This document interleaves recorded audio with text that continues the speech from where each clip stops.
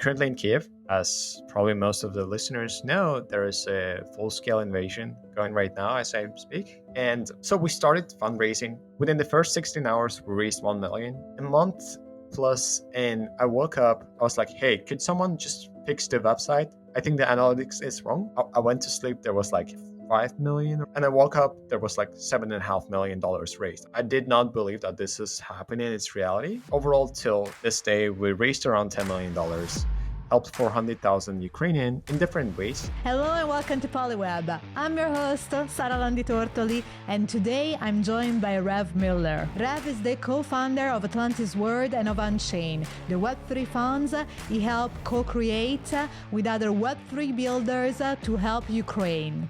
I was deeply moved and inspired by this conversation, so I hope you will enjoy it as much as I did.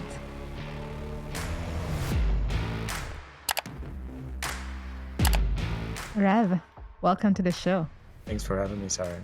I'm really looking forward to have this conversation because we have so many topics that I would like to cover.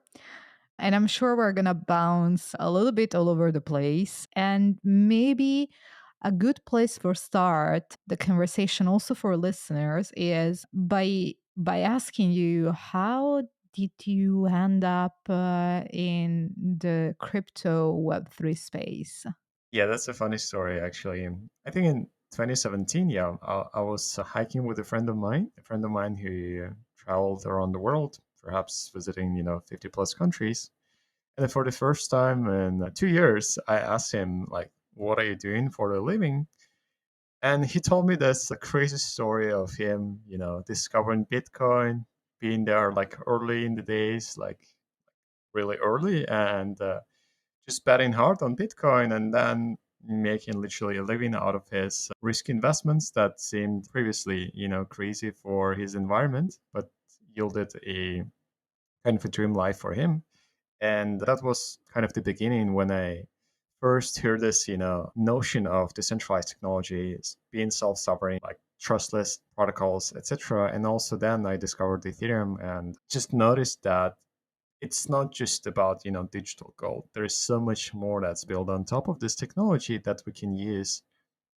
Even back then in 2017, there wasn't like that many use cases, but for example, the DAOs were starting back then. And so, from this initial fascination that you had, with this brand new word, how did you shift from just being curious to actually doing something in the space? Like, what was the first thing that you contributed to, and what were the resources that were most helpful for you in this phase, in this very initial phase? The first time I joined crypto, like working on crypto, like contributing, was 2019. Though I started like, investing here and there earlier. It was 2017, actually right after I learned about Bitcoin, Ethereum from a friend of mine. The way it happened, I was literally working and living in Turkey. And then one night I was, in this like hotel space that I've been managing. I was 19 back then. I kind of took the gap year instead of going to university and pursuing my computer science degree or business administration. I was kind of choosing between both. I got accepted in both, different universities, but I just wanted to try a lot of things, like different things. I was, starting businesses, had my first small exit. I built like a, website for publishing news. I was writing about technology, business. I was also doing drop shipping at the same time and different things. And then like when I was in Turkey, I had this thought, okay, so if I'm anyway living in a different country, why not actually be in the country that I love the most? So that night I booked the tickets, quit my job, and the literally couple of days later I flew to Norway. And from the zero, I built sort of relatively the life I wanted to live in Norway. Norway is an incredible country. I love it so much. And I'm pretty sure I'll go back someday and live there for some time. But I was, working there at and building this 3D business with one of the large real estate owners in Norway. I was kind of his side business. I was helping to evolve, and we had like some major partners such as Leica Camera and Matterport, providing us tech, software and hardware to create 3D and VR environments. But after this experience, that sort of motivated me to kind of go on that path in Web3.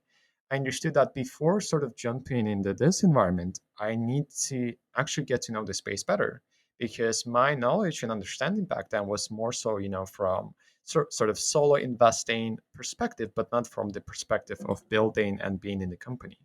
So I flew back to Ukraine and I joined a crypto exchange, centralized exchange. I spent there like half a year. It was great experience. Even though I'm not fully into centralized exchanges, I like the fact that I was literally getting to know a lot of different players. Think like top 500 coin market cap, coin gecko folks. I got to know a lot of teams behind them, and I actually understood how things and processes are happening inside of centralized exchange. And seeing this kind of startup environment and how things are were happening from inside gave me such a like important boost in understanding these different processes, and also how, let's say, crypto world operates from like both business and community building perspective, because that's what I was also kind of helping with, listing on exchange, community building, partnerships, etc. And then I sort of switched to another projects once I kind of understood, okay, I actually want to not just be with the startup environment, but be on the decentralized side of it. At what point did you start collaborating with Gitcoin? And maybe for people who don't know, you can explain what Gitcoin is. Gitcoin is the platform for funding open source projects, which is like incredible. It's basically a go-to place for everything public. I love Gitcoin. Like, it's one of my most favorite Web3 projects, and I'm saying this like literally out of my heart. It's the place where I met my co-founder, met a lot of fantastic people and friends that I'm still 2 years later in touch, actively building, social impact projects together. And regardless of who you are in Web3, whether you're a contributor to the project, where you represent a team, you're a founder or you're a founding team member of a given project, you're a developer, you're a creator, you're a writer, etc. You can find a meaningful way to contribute to at Gitcoin. You can go to gitcoin.co and either create your project page so you can apply and get a grant from community. There's also this fantastic thing called quadratic funding, which basically means that there is a fund raised by different stakeholders in ecosystem. Usually it's different, Web3 projects that want to sort of contribute funds to best projects that community decides to fund. And then there's people on another side that, donate money to a given project. And sort of this quadratic funding matches your donation by a proportion that's set by the in a given case. So let's say your $1 can be turned into $10 with this matching from the quadratic funding, and which is incredible. Then, it sort of changed the way we're looking even at donations, where literally each donation matters. And sometimes it's not about, one or two people just depending on their donation. It could be that, 100 people donating to your project and making the difference that could be more. Let's say $100 donated by one person and $1 donated by 100 person can be completely different, like can lead to completely different outcomes. Yeah, I found Gitcoin in May 2021, almost 2 years ago, and I joined back then KERNEL community, which is a place for young, and not only young, entrepreneurs, creators, builders exploring Web3 world, and want the ones that want to build something or just join other teams, or perhaps understand even more what is Web3 is about. And this is incredible community, still active.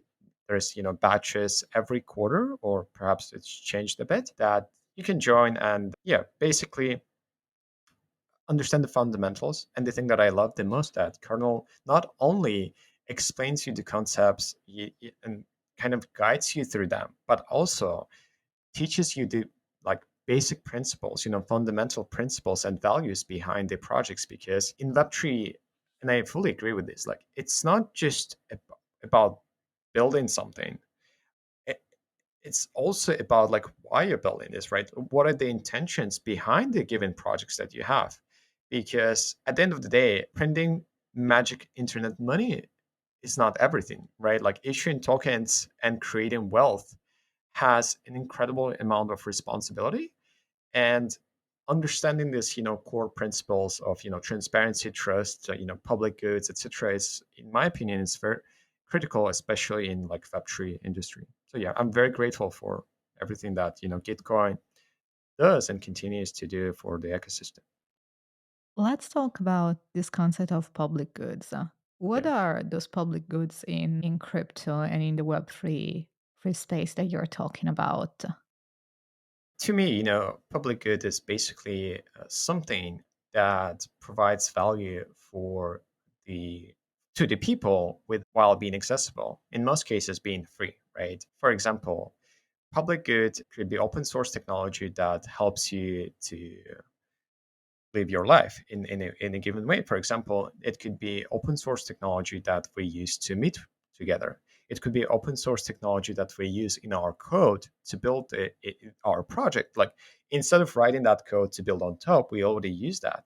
It could be operational systems such as Linux. It could be also even like library, right? In your city, it's a public good. You can go there, you can borrow for free the book, read it, and return it. It could also be, for example, a technology that you intentionally build for people without sort of hyper monetization or without asking them to pay to use it.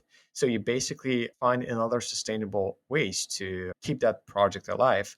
And the problem with public goods is that this technology, and different projects that enable to build a multi-billion-dollar companies did not receive sort of even a fraction of this value creation that they actually led to, and this is something that, projects, ecosystems, and collectives such as Optimism, Gitcoin, and some others focus to solve, because there's this notion of impact, right? And impact should equal to profit. And basically, even if you're building public goods, which is fantastic, it shouldn't be seen by others like, oh, I'm just building something for free to use for others. Those I won't be able to make money. Those I won't be able to live my dream life, let's say, right? Like there should be a shift of the way people see the public goods. Public goods are good, and public goods could be extremely profitable if you do it right, right?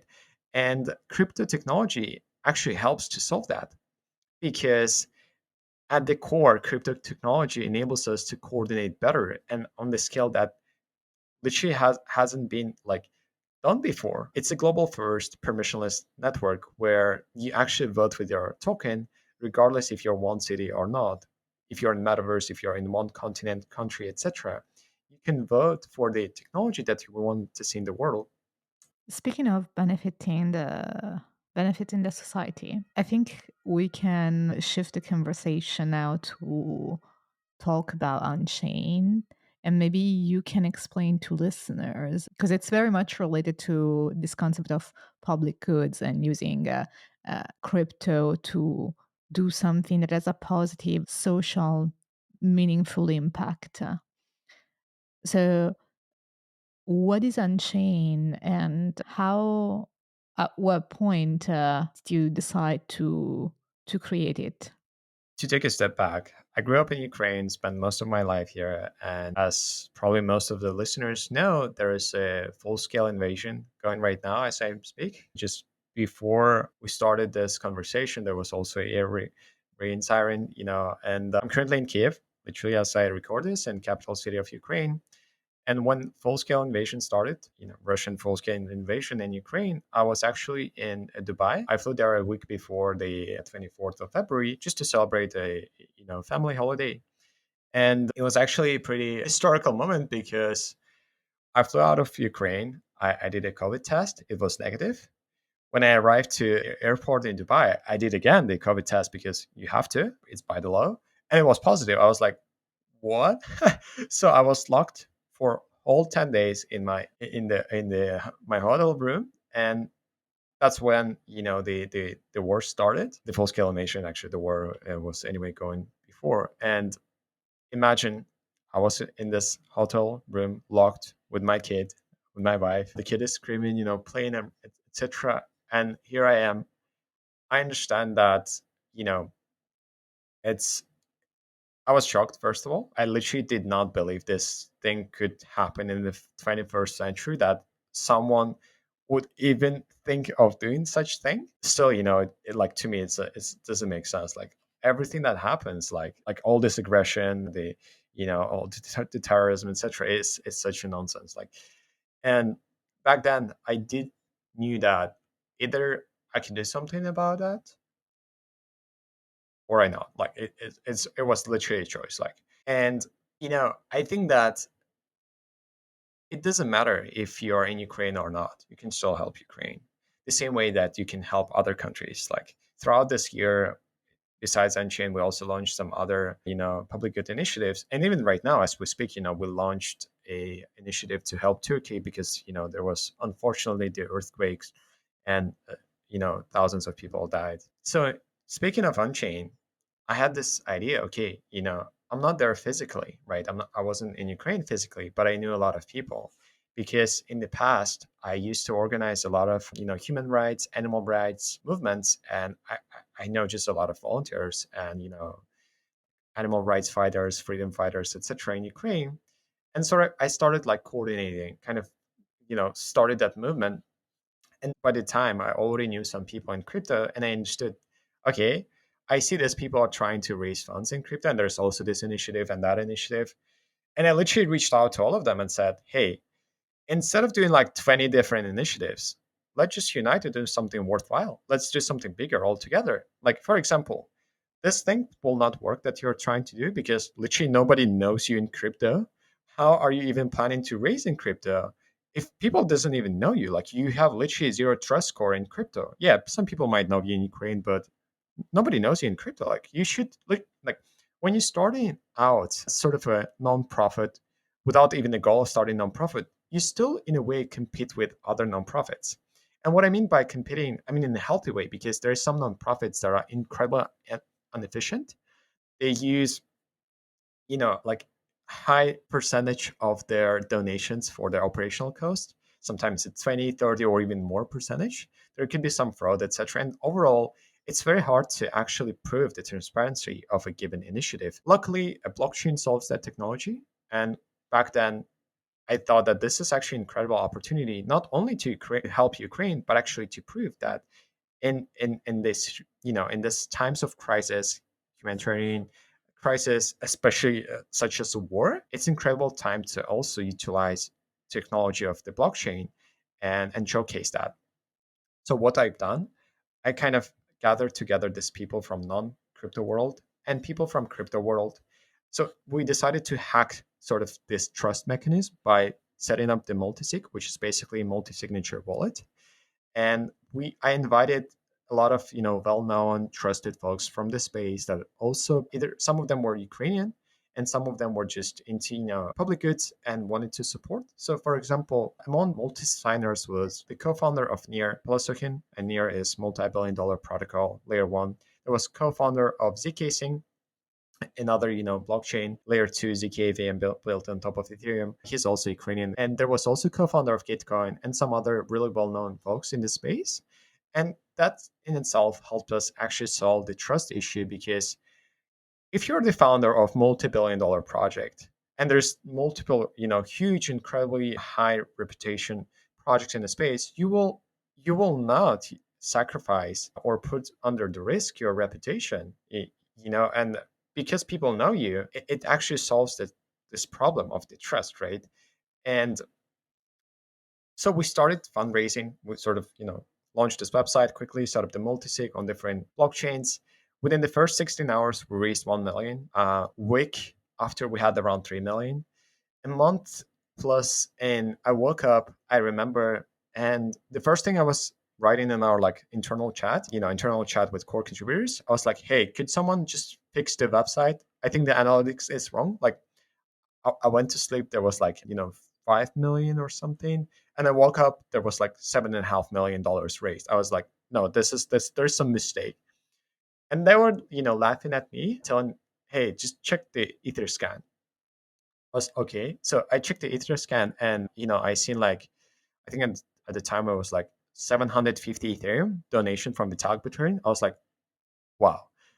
I was like, I was like so grateful, and at the same time, I did not believe that this is happening. It's reality, and it was amazing, And yeah, just overall till this day, we raised around $10 million, helped 400,000 Ukrainian in different ways. We started early on. We had sort of this incredible nation across 3,000 volunteers, both inside Ukraine and outside Ukraine, that were buying and distributing, foods, medicine, what else? Just some, humanitarian aid items for people in need. Most of them were, children, women, and elder people. On another side, we were also even evacuating people. Some of our volunteers actually were in the front line going to evacuate people, and we were, helping them, sort of funding their fuel, etc. There was also people that needed help, and we thought, okay, so to make this thing like scalable, we need to come up with something that even more so minimize the risk of fraud, etc. Like everyone that we helped, every person that we funded, they were like it was mandatory to pass certain criteria, and also even is the your documents, or there was like KYC, etc. Because and people were mad at us like at the beginning, because they were like, hey, why are you taking so much time to distribute funds? And the reason for that was that nobody like at Unchain wanted to just send money to people, because there was such a huge amount of fraud. Like at least 9% of all the support requests that we were getting was fraud. And we were getting like more than 1,000 support requests a day. Like every single day, more than 1,000 people were writing us and asking for help. Just imagine. And that's like for 5 months plus. How did you vet those requests? Like that's a real problem. Yeah. Like in which form did they arrive? Like did they arrive via email? Did Yeah. they like what was the process to understand Yeah. what was legit and how to allocate those funds with the most impact? I would say, it's impossible to do it alone. So we had a team in place and also volunteers that were going through all of this support requests. It was relatively, we had like actually a weird system of filtering, but at the core, we knew like what we are funding and what we are not funding. So for example, even though we mentioned everywhere that we're focusing only on humanitarian aid, people were still requesting like funds to buy a weapon or something. We're like, no, no, no, no, wait, this is not something that you would ask us, right? Or for example, there was some non, I would say, priority things, like I remember someone were asking like boiling machine, or something to boil food. I was like, yeah, maybe like a pot or something. I said, yeah, maybe that's important, but not as much as evacuating that person that's literally on the front line and about to die. If we wouldn't evacuate him, because the person that knew that person told us that, yeah, they don't have a like network. We're not even in touch with them. Could you please help? So I mean, the main criteria for us was people's lives, like how much, like how could we maximize the value of $1 per donation, right? If that dollar would make more sense in this case, and especially in the case of kids, women, and elder people, that was our priority. And like that was one of the priorities. Another priority was helping people that are on like this the most dangerous areas. Because let's say if you were nearby Poland, obviously you weren't like on the front line, right? So in this case, I mean, of course, we appreciate everyone who asks us for help, but it was just impossible to provide help to hundreds of thousands of people that were asking us, because some of them weren't falling into category that we were helping. Some of them weren't clearly that of a priority in terms of the danger that they were in. So yeah, that was the process. And obviously, at the time of the recording, so it's February 2023 when we are recording this episode, the war is still going on between Ukraine and Russia. How can people contribute still today if they choose to do so? I think a lot of people think that the only way to help is by donating. And so hear me out, right? Donations are very important, but it's not the only way you can help, because some people provide help just by even sharing the message, right? Or by actually learning more about the history and how it happened, why it happened, and what's going on, because there's so much propaganda, there's so much fake news out there. And it's important to understand it's not just a war on the ground, it's also like informational war. And perhaps it's first of its kind informational war that's happening, you know and so, yeah, first, obviously, donating to people in need. Like, you don't even necessarily need to donate to nonprofits. If you know someone on the that they need in Ukraine, you can donate directly to them. And in fact, this is what I'm always saying, like, literally, this is the best thing that you can do. If you can help family that or find them, etc. If not, that's when you can approach and donate to nonprofits. But otherwise, I would say donating directly to people is the best thing. The second thing is, sharing is caring, like sharing the messages and raising the awareness about the situation. And especially now, after almost a year, I would say the amount of donations and attention decreased. I couldn't say right now, but percentage of that, because I haven't been sort of looking at the analytics recently, but it definitely, even from like nonprofit standpoint, and as someone who's been fundraising, like I've been fundraising lead since the beginning. I've been leading like fundraising and marketing communications at Unchain, while other partners and founding partners were leading the other kind of verticals of nonprofit, because it's actually hard to do everything alone. And I would say at the end of the day, it's important to also be tolerant about the people around you, because I think right now there's a lot of not only Ukrainians, other people around the world that are going through some challenges, be it, in Turkey, earthquake, be it in Pakistan, there was a flooding, etc. And it's just important to to have a high sense of empathy toward people and understand that even if you're living in a safe environment, right, there's still people like struggling. And that struggle is not even their choice. Literally, this is just a situation that end up in.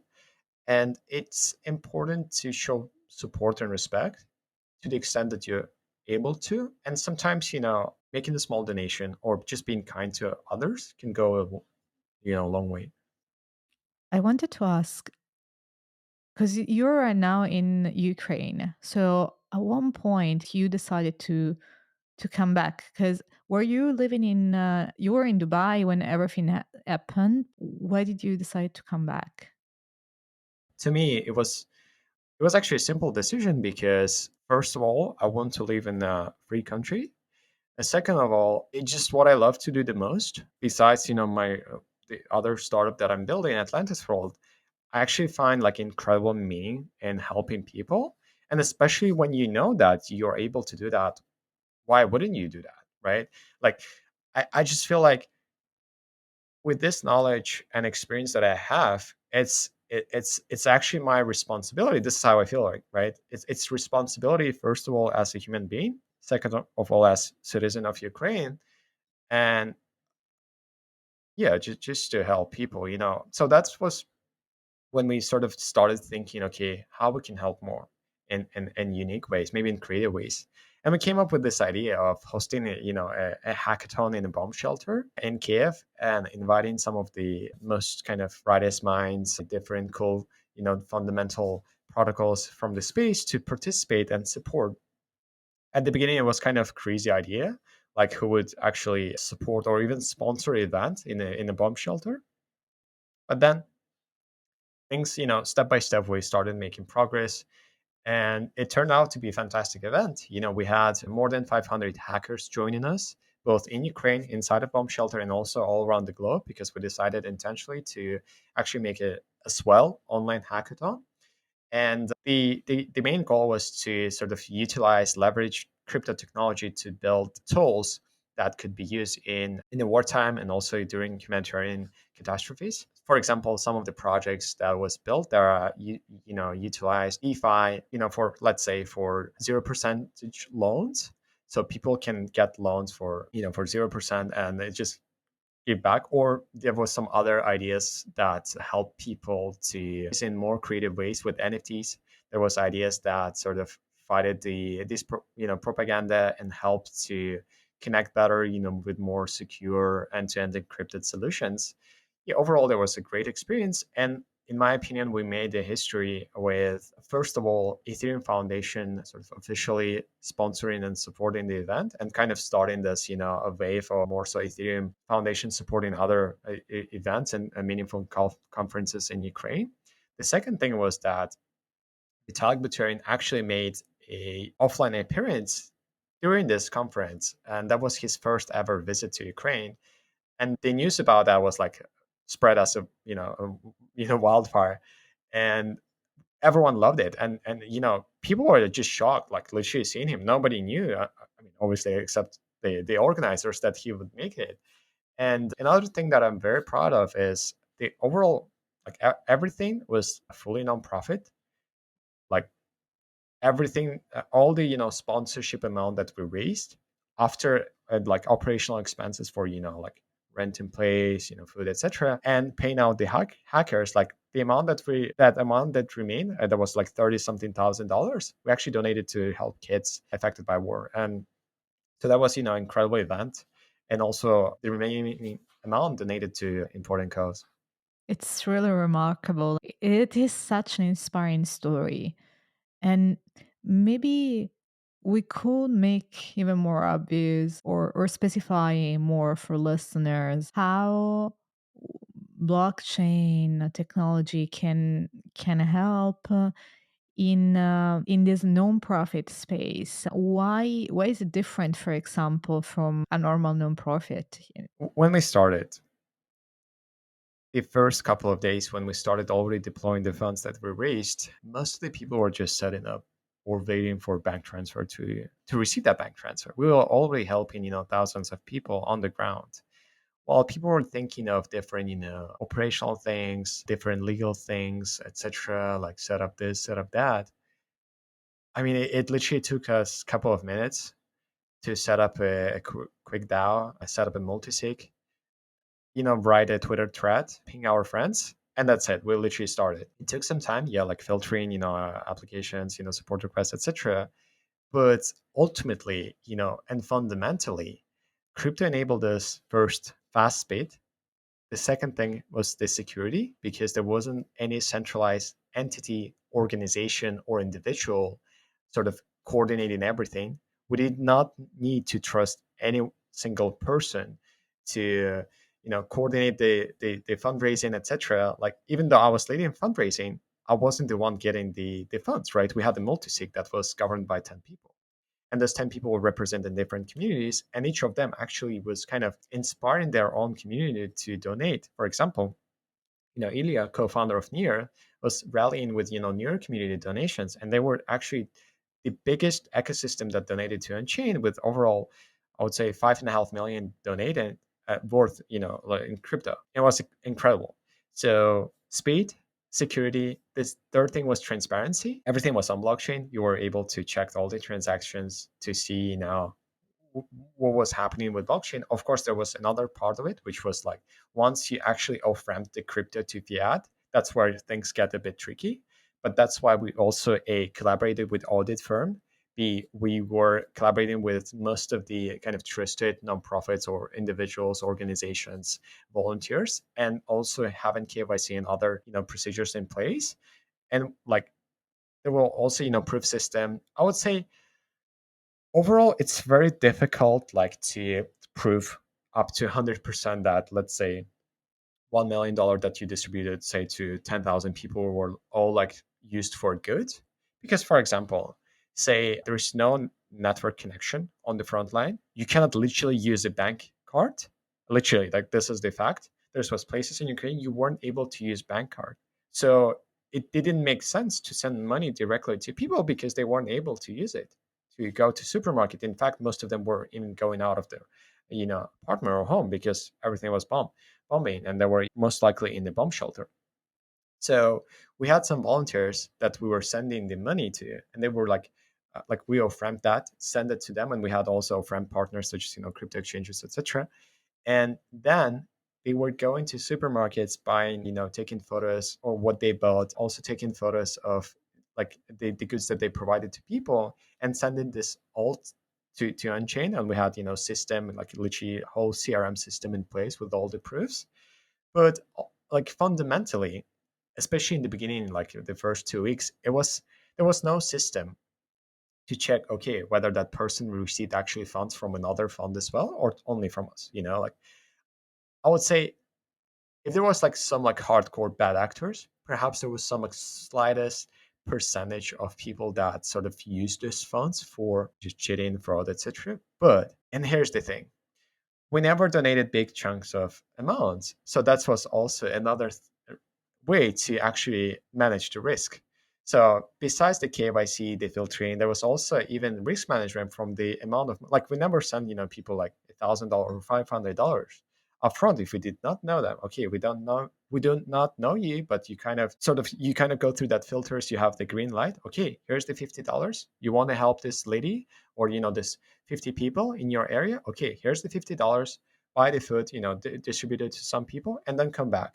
If you come back within like a day or two and you provide all the proofs, then we can explore more again. If not, then probably not. So yeah. This is extremely inspiring, hearing your story and what you're doing with Unchain. And parallel to Unchain, you have actually started a new venture as a co-founder of Atlantis World, which is basically you're building a metaverse. And maybe you can tell us a bit more about what is Atlantis, and what I'm most interested in actually is how do you think about building a metaverse? When we started Atlantis, which was actually way earlier than Unchained, and that's where I also met my co-founder during the kernel, during the first kind of Gitcoin early days back in 2021 in May. I mean, early days of Gitcoin when I discovered that, right? Gitcoin started in probably 2017. We were building two separate projects. I was building 2D pixel battle game for NFTs with social elements like video, audio, text chat, different clubhouses, etc. And the idea was that, okay, let's have a different use case for NFTs, not just your PFPs, but maybe an avatar that you can use and character inside of the game and also socialize. And then I met my co-founder. He was building this 3D immersive metaverse that was plugging DeFi into it and also had sustainability, like carbon offsetting element. And I was fascinated literally on our first call that I met. The second follow-up call that I had with him, I literally pitched him. I said, you know what? Let's actually merge both of our products. Like, it might sound weird, but I actually think that would make so much sense. Like, we can take the best from both worlds and do something different, do something unique and meaningful. Like, most of the metaverses today, they are built on three-dimensional, they utilize three-dimensional technology, 3D, or some of them built in VR. And nothing wrong with that. I love 3D. But ultimately, if the core fundamental goal of the metaverse is onboarding, millions of people or whatever the amount is, most of these metaverses do not serve this purpose for actually users that need the crypto the most. And in my opinion, the people who need the crypto the most are actually the ones who don't have access to, expensive hardware, because they don't just basically they don't have those funds to afford buying expensive hardware that enables them to play these metaverses. So by default, like, we're building the technologies, right? A lot of products building technologies that aren't just accessible to these people. And for example, that could be people in third uh, world countries that actually need this. They need access to crypto technologies. And a lot of people tell that gaming is the next vehicle that will onboard billions of people. I believe in that. Like, gaming is like 3.4 billion user industry. Like, I mean, it's almost half of population of Earth gamers. It's incredible. But fundamentally, we knew back then that we need something more accessible. And pixel environment, 2D pixel environment inside of web browser seemed like a way to solve it. And we started building this, and sort of that was the gaming aspect. We had the social aspect, this audio, video, text chats. We also had the education aspect, which was gamified, this question system where You can basically complete the quest and learn about given blockchain. And we started, with Polygon, but right now we are cross-chain. That was the first thing. The second thing, we actually integrated a lot of different protocols like DeFi, DAO, NFTs inside of the game. So besides actually learning about technology, you were able and still able to use them inside of the game. For example, you can swap assets using, say, OneInch or other DeFi protocol that we integrated. You can, engage in DAO governance using Snapshot, and we're actually the first metaverse that integrated Snapshot. So imagine you have a clubhouse of your community, which is basically a branded space with your unique design, where you can socialize, meet them, audio, video, text chats, broadcasting, such as, like analogy of Twitter Space or Discord stage. Everyone has their own avatar, and we are adding more functionality and customization. Then you are able to interact with your protocol. I have a question, and maybe we can reflect together on this. It's not clear to me what is the difference between building a game and building a metaverse at this stage.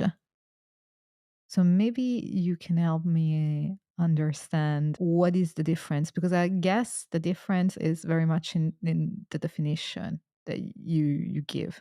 I would say, like, if you ask 10 or 100 different people, they will give their own definition of metaverse.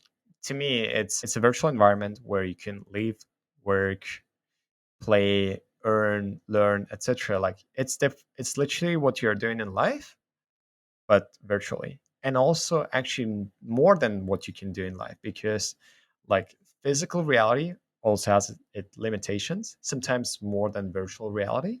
Because in virtual reality, you could be anyone. Like, you can choose your character, you can build your character, you can build your space, you can build different dimensional spaces, and you can make them like extremely accessible. Like, you sort of become like the architect of your own environment. Be it, people that you meet with, like, it's impossible, to be in Kiev and meet with 10 different people physically that are in different parts of the world. But in metaverse, you can do it.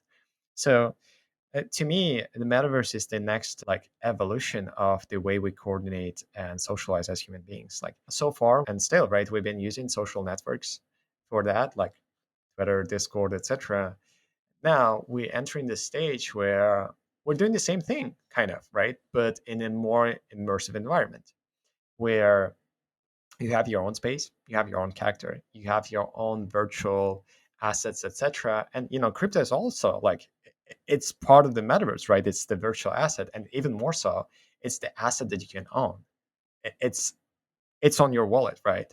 You have the keys, your crypto, right? The difference between gaming and metaverse, to me, like, gaming has kind of elements of metaverse. Like, if you played MMORPG, be it World of Warcraft, RuneScape, I know Lineage 2, etc., you already encountered some of the elements of metaverse, such as virtual space, reality, your character, your avatar, different places where people can socialize. There was like literally like there's always places in MMORPGs, be it big cities or small villages where people kind of get together, chat, etc. You have your clan system, you have different groups, you go battle here and there, you have different modes like player versus player, PvP, player versus environment, PvE, etc.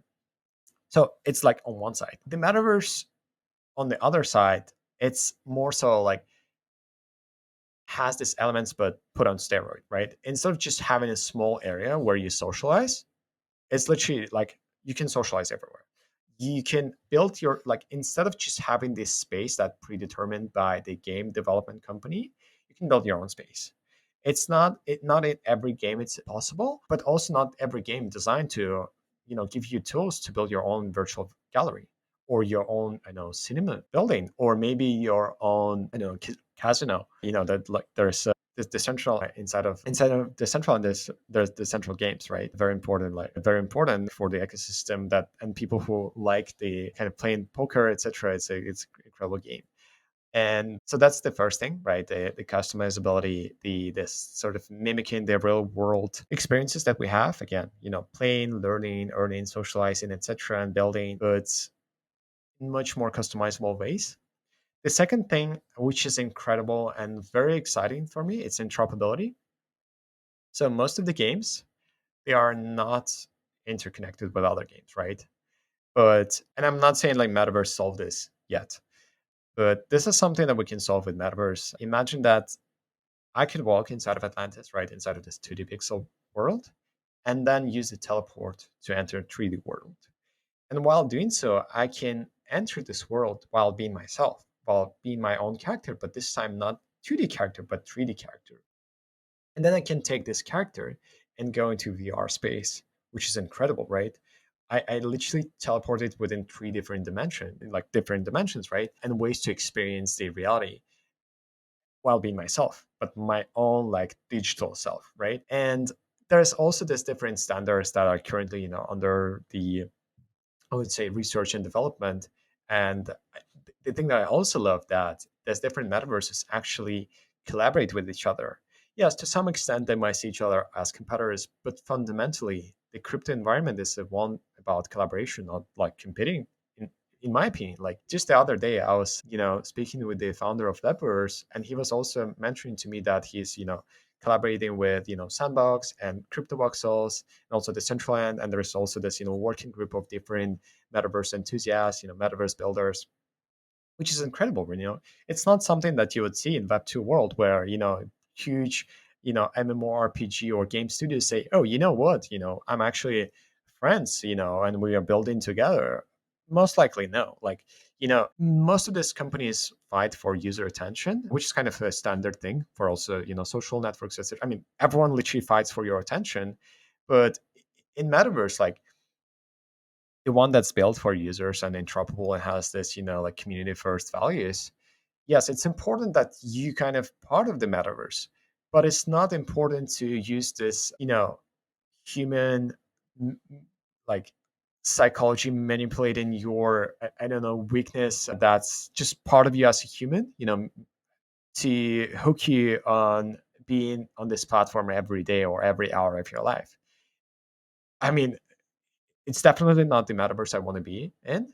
It's also not that I want to be in only one metaverse. Like to me, the scenario where Meta x Facebook is the main metaverse is actually a failure. It's a failure of all of the decentralized world builders, like metaverse builders, that we weren't able or capable of enough to coordinate all together to build something better and bigger to offer to the world.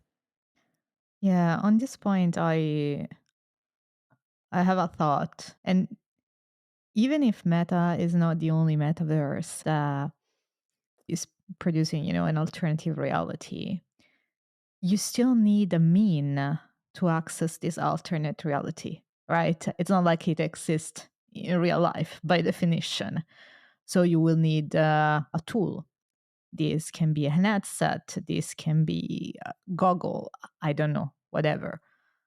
But I'm not sure. I haven't seen any founded decentralized company building those tools. And what I'm seeing instead is that companies like Meta and Apple and Google and the usual suspect basically are building those tools, and therefore, like, we go back to the gatekeeper problem.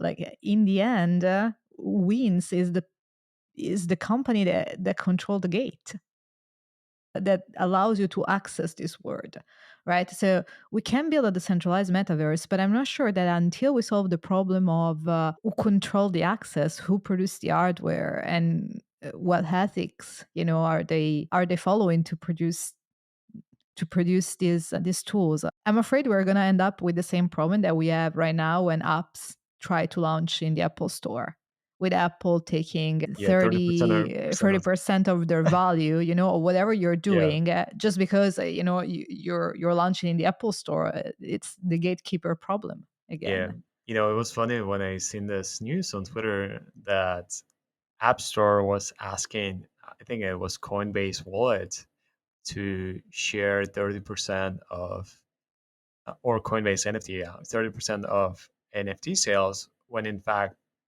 nobody does that in the industry. Like how Coinbase or any other company or organization can take 30% of fees when there's no such fees. Literally, like, the most kind of probably standard fees somewhere between, 1 to 5% in NFT. but you cannot take 30% from the Ethereum network with like just because you want it. We are approaching the end of the interview, and I think a good place to wrap this up is maybe you could give some advice for people who are starting approaching the crypto and web3 space, how they should go about finding the initial knowledge that it's needed, and if they are thinking of building something in the web3 space, what do you think are the greatest opportunities that they should look into? At heart, I'm a minimalist. I like to focus on quality and like surround myself with things that make the value to me and minimize the noise. And there is so much noise in crypto that when you are entering the space and when you're not sort of understand the basic principles and fundamentals, it's very easy to be distracted by different false points of view of people that want you to take X, Y, Z, whatever actions because of their own selfish intentions. I think it's when you're starting out and when you just join in the space, it's very important that you first understand the fundamentals and actually start from first principles, which is basically, okay, let's say there was first a blockchain, Bitcoin, right? Read about Bitcoin, read about the fundamentals of blockchain, understand what that actually is. You don't need to be like technical to actually at least be curious about these concepts. Like you don't necessarily need to start your crypto journey just by investing into some token, coin, etc. Start actually by understanding the history of the industry. So that's the first fundamental advice I would give. First, study the history. The second thing is surround yourself with people you want to be like. If your goal is to become a professional, like a best in world within 1% or 0.1% Web3 developers, then join this community. Find these people. If your goal is to become, the greatest crypto investor, find these people. Go approach, different angel investors, venture capitalists, provide the value and just volunteer. Just literally be like, as they say, right? So good they can't ignore you. If your goal is to be a founder or within a founding team that builds something incredibly meaningful and let's say new, innovative, right, in the space, then join this again, like-minded people, join these communities that foster these experiences. You might not end up having, quote unquote success after your first trial, but it doesn't matter actually at the end of the day because what matters is that you actually self-aware. This is very important. Like you need to understand like what you're good at, what you're not good at, what is like your type of learning, what is your type of risk management, like emotional intelligence at the end of the day, and then use that to your advantage. Like if you're good at people skills, perhaps you can also leverage that in a good way to provide more value. Maybe you are great at coordinating people. Maybe you can start your DAO and experiment with different ways to coordinate utilizing the blockchain technology. If you're good at tech side, you can also learn to code. There's incredible amount of free open resources from different blockchains that you can start, and most of people actually very friendly and open to help. And I think this mindset of being open to ask for advice and help is very important. I think a lot of people sort of afraid of asking for help. When I started out, I was literally reaching out to people that I did not know and asking them for feedback. The first iteration of Atlantis World that we had was this 2D pixel city of CryptoPunks with different DAO and DeFi buildings, so something like funny but super weird. And people like, wow, this is cool, but this is weird. I said, yeah, I like this, feedback. And I was literally reaching out, DMing different CryptoPunks. Some of them were thinking I'm scammer. Some of them literally just blocked me straight away. Some of them replied, and that's great. And by default, I was actually not expecting them to reply. And this is also, I think, very important. Like people are incredibly upset when their expectations does not meet the reality, right? But if you have lower expectations in a good way, right? then it's very hard to, like it's very hard for external situations to upset you, because if by default you know that, okay, I'm going to approach, I don't know, 300 people, let's say in a month, right? 10 people a day, which is not a big thing, right? You can write to 10 people every day, and say that if, even if like 1% of them reply to you, like that's 3 people. If 10% reply to you, that's 30 people. And if you keep on doing this, like literally for a year, your life will change. Like literally, if you meet, I mean, it's actually hard. It's very hard. It's not as simple as it sounds, because you need to be like extremely dedicated and consistent. But this is something as simple as that, right? There's notion of this, 1,000 true fans, right? Having 1,000 true fans that care about you, and true fans could mean different things. But in case of this particular case that was founded in this startup environment, it means that 1,000 people that can sort of pay for your services or product equivalent of $100 per year, which basically means that you can make 100K per year. And that's basically enough to cover all of your basic needs, literally all around the globe, even if you live in Norway or in Ukraine or another country. And the reason why I'm mentioning this is,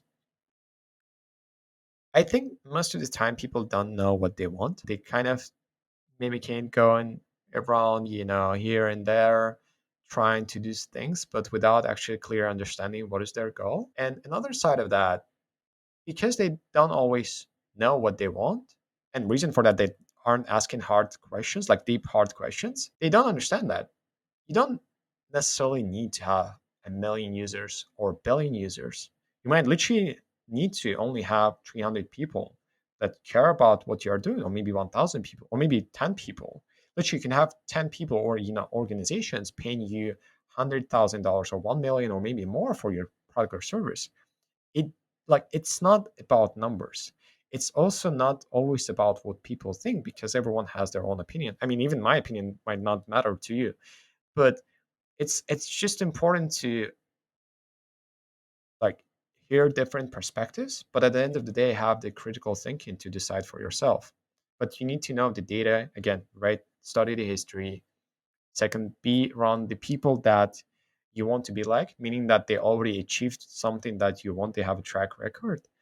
And then just have enough, self-awareness and persistency, like just to breathe, right? To understand, filter out what you want, because Web3 is no longer, the small niche. It's, you know, probably now lower than $1 trillion industry, but used to be and will be a $1 trillion industry. Perhaps it is now. I haven't checked the CoinGecko today, Coin Market Cap, whatever. But the industry will grow, right? Well, literally, even after a decade plus of the growth and development on the industry, to me, we're still like incredibly early. There's like 8 billion people on Earth, and most of them are yet to discover blockchain, Web3, crypto, etc. So, welcome. You're in the right place, but make sure that you use this 3 points to your advantage. Thank you, Rev. This is really valuable advice for listeners, and I want to thank you for your time and for sharing your story. I certainly was very impressed and inspired by hearing it, and I'm sure so will be the listeners of this show. Thank you so much for having me, Sarah. And for the listeners, see you on the next episode. Bye. Bye. That's all from today's episode. Thank you so much for watching or listening.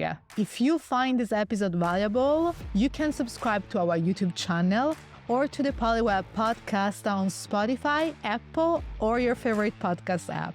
It will be fantastic if you could leave us a rating, a review, or a comment, as this really helps other listeners find the show. All the resources mentioned in this episode will be linked in the description and in the show notes. See you on the next episode. And if you cannot wait until next week, you can watch this episode right here that relates to some of the things that we talk about in this episode. Bye.